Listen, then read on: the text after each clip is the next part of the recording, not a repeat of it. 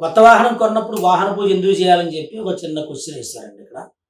ఆయన ఏంటంటే ఎప్పుడైనా సరే మనం ఒక కొత్త వాహనము, కొత్త బట్టలు లేకపోతే ఏదైనా కొత్త బ్యాగ్ కొనుక్కుంటాం, లేకపోతే కొత్త ఫోన్ కొనుక్కుంటాం. ఏదైనా కొత్తది అనగానే మన మనసులో ఒక మంచి ఇష్టం ఏర్పడుతుంది.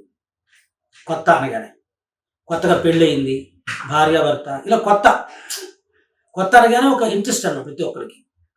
అంటే మనం కొత్తగా ఏదైనా ప్రారంభిస్తున్నాం గానీ మనసులో హుషారు ఉంటుంది. ఆ తర్వాత మనం కొనుక్కోగానే పక్క వాళ్ళు కొనుక్కోలేదు కదా మరి.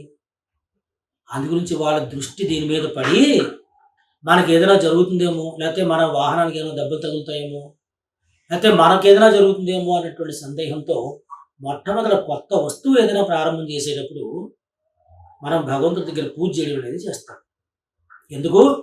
ఆ భగవంతుడి దగ్గర తీసుకెళ్ళి చక్కగా వాహన పూజ, నిమ్మకాయలు కట్టడము, తర్వాత నిమ్మకాయలు తొక్కించడము, కొబ్బరికాయ కొట్టడం, లేతే గుమ్మడికాయ కొట్టడము చేస్తే వాహనం వచ్చేటప్పుడు, వెళ్ళేటప్పుడు కొత్తది ఎవరైతే తీసుకున్నారా అని చెప్పి ఒక 10 మంది చూస్తూ ఉంటారన్నమాట. ఆ వీధిలోంచి వచ్చేటప్పుడు చాలామంది చూసారు. ఈ వీధిలో తిరిగినప్పుడు చాలామంది చూసారు. గుడిలోకొచ్చినప్పుడు కూడా చాలామంది చూసారు.